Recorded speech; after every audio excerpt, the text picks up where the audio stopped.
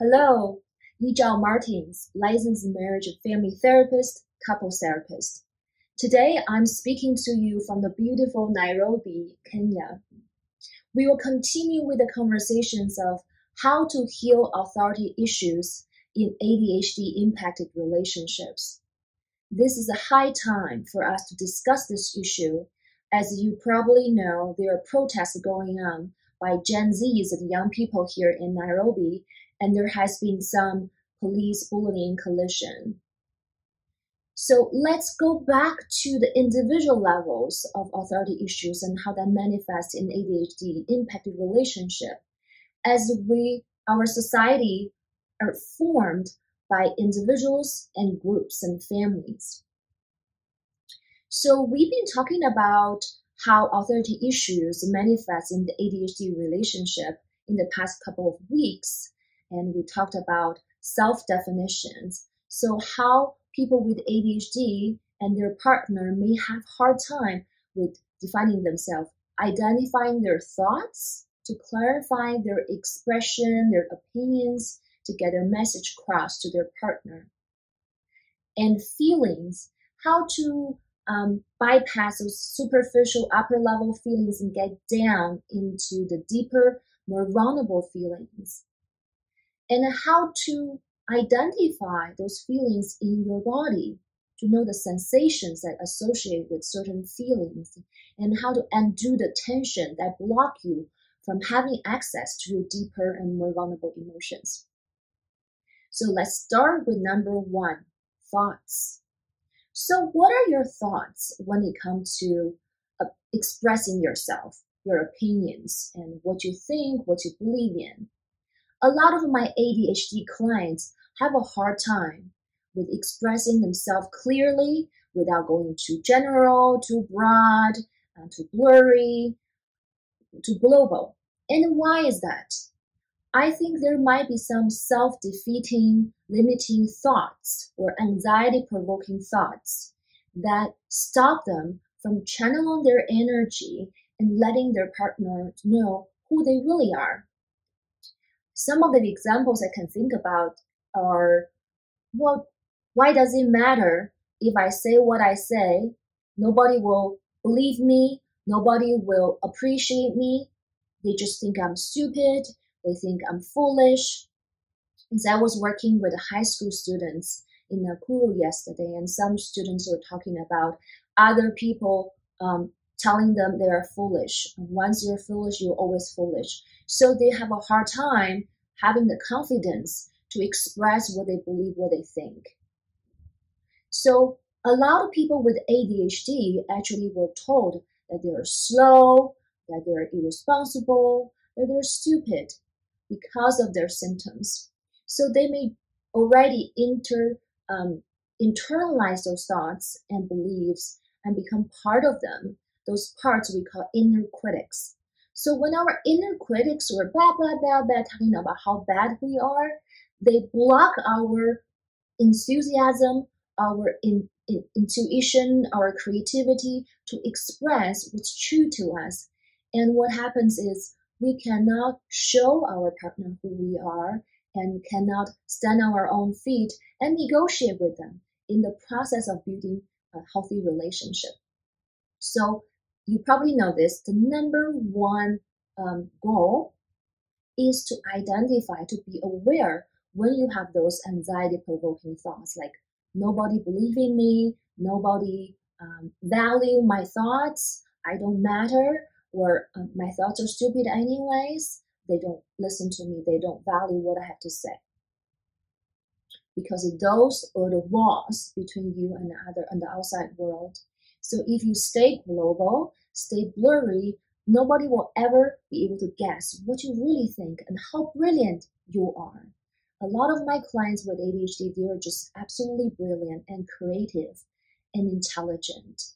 By limiting themselves with those thoughts and blocking their energy to express themselves, it's really a pity that is a loss for their partner, for people around them, for the rest of the world. So now if you can identify those thoughts and can you put them aside by telling yourself, I do value what I have to say is interesting because we don't know how it's going to land in other people.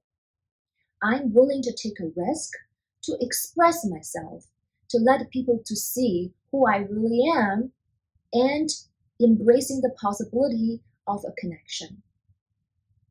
I'm not saying you need to say anything on your mind and like blaming other people, criticizing other people, and putting other people down. Those are not the thoughts we are talking about. We are talking about what's really true to you, the opinions, the values, and the thoughts that you want to share with other people, and of course with loving kindness in mind.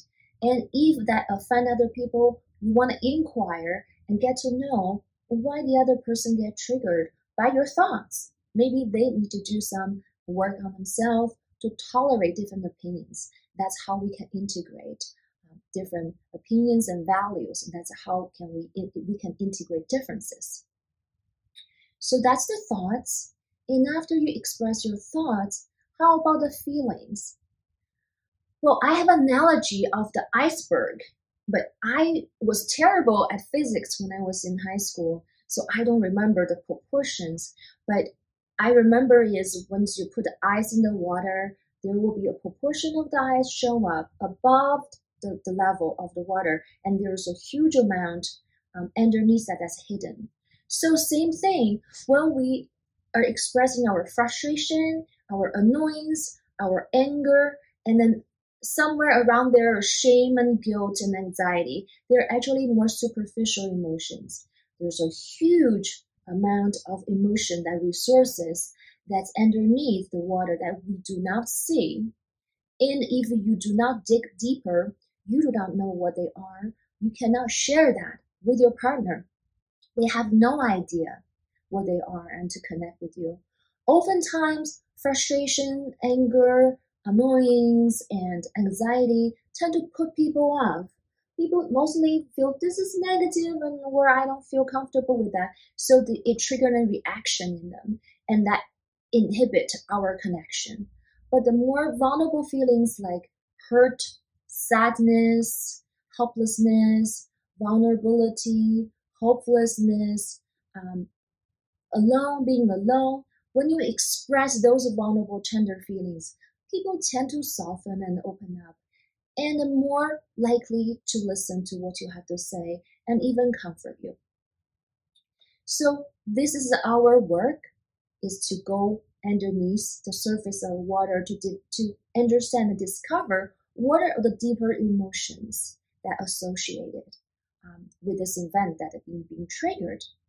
So when I was doing work with high school students, the topic is to express frustration. But my group were really wonderful.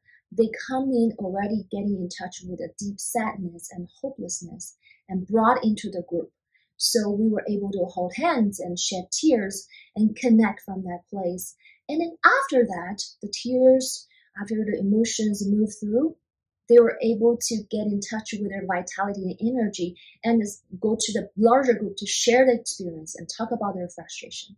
So that's a great example of developing, understand the deeper emotions and connecting with other people from that vulnerable place, and how powerful it is that give you vitality and let you move forward, channel your energy into action to change the frustrating situation for you. So how can you identify emotions? I often ask my clients, so when you feel frustrated, when you feel sad, where do you notice in your body that tells you that this is frustration, this is sadness, this is not something else? And often people tell me they feel around here, either on their heart or in their stomach. That is where our vagus nerve runs through our bodies, a big nerve running this way through our body from our head all the way down to our gut, to our digestive system. So some people may not be familiar with that and get embarrassed or shocked by this question. What do you mean? Like, where do I feel those emotions? So I want to invite you to take a deep breath in right now. and let it out and notice your body right now as you're listening to me and watching this video. What do you notice inside of you? Do you notice the temperature of your skin? I'm noticing there's some sun on this side of my body. So this side of my body feels a little bit warmer than this side. And I'm noticing that I'm breathing into the center of my body, but it's not going fully down. Now it's better. You can probably tell the difference in my voice as I'm breathing deeper into my belly instead of staying in the center of my chest, right?